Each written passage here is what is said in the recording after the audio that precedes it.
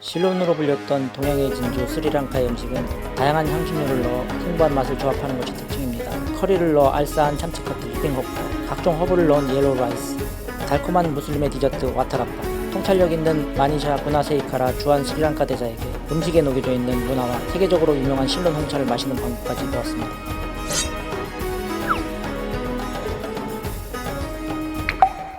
Anand Hashimika. I'm Manisha Gunaseikara, the ambassador of Sri Lanka in the Republic of Korea. I would also like to say Ayubowan, which means long life in my language.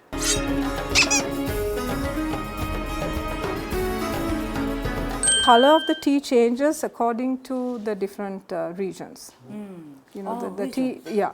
Now I showed you like 7 regions of tea.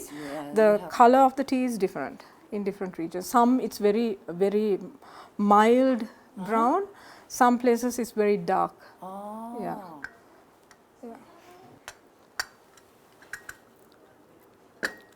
So this is a kind of a mild blend of tea. Yes, it's a very mild blend of tea.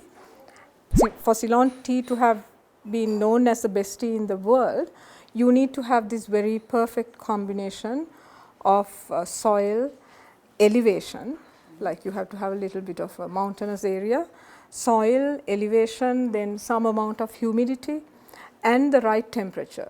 Sri Lanka is a tropical country. So in the middle of the country, it's we have a sort of a mountainous area, sort of a hilly area. So this area is very conducive for Ceylon tea.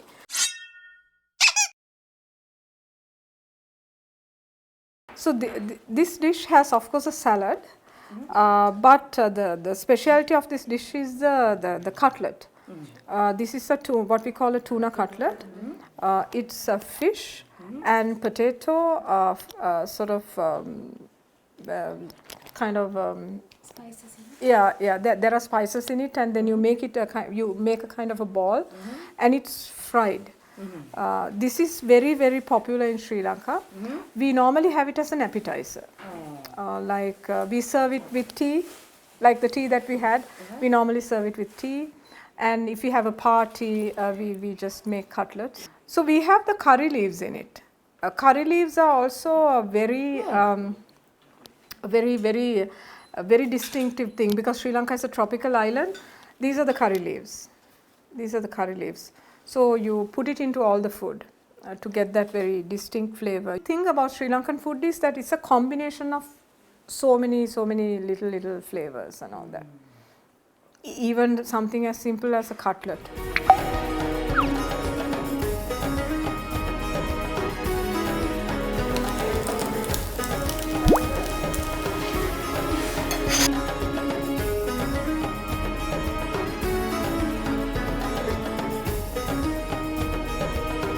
The string hoppers made of rice flour, and this is like a very famous dish in Sri Lanka. We have it for breakfast, dinner, and now people buy it from little shops, eateries on the way home.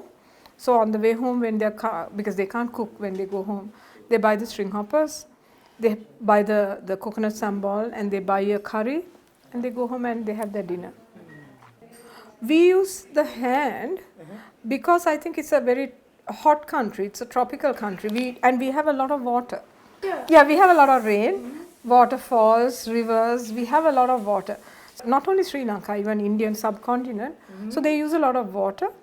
So historically they use the hand to eat, and it's also good because you have to really mix all the food. And this kind of food, we don't taste the food individually, no? Isn't that correct?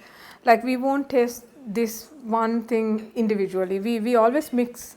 So to mix the food, the most effective way to do it is with the hand. In Sri Lanka, we have food in different plates. Earlier, traditionally, it was in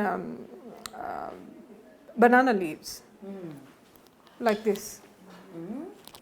So you have it in the banana leaf, but individually, separately.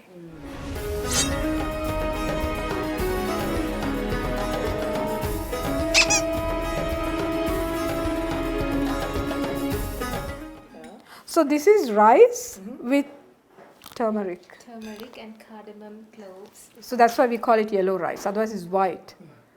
Usually you eat this yellow rice. On special occasions. Otherwise, we would eat white rice Yeah, or white red rice. rice.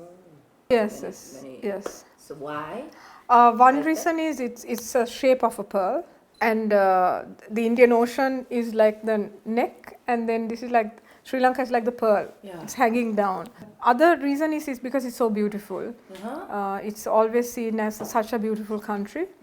And we also had pearl. We also had pearl in the 19th century. Now, not anymore. And we have the best blue sapphire in the world. We have like very big blue sapphires and all that. And a lot of other gems. Amethyst, garnet, ruby. What else? Like white sapphire, yellow sapphire.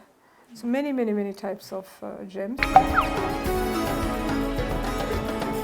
So this is Watlapang.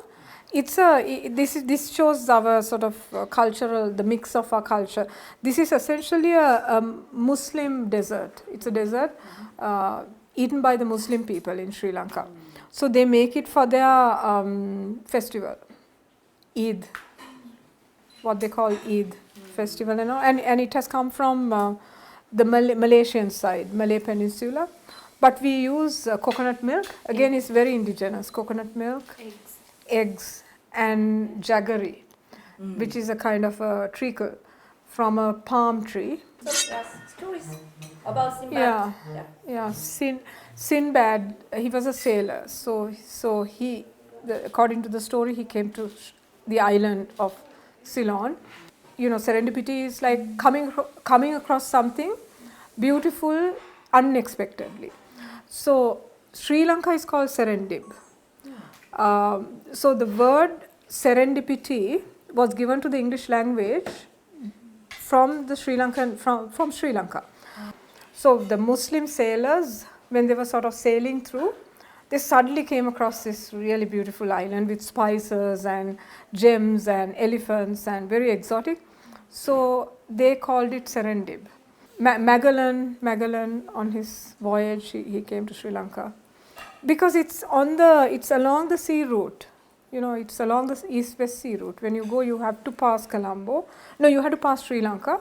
So we have two big ports. Those days there was a port in the southern part of the country called Galle, which was very popular. So they would stop in Sri Lanka.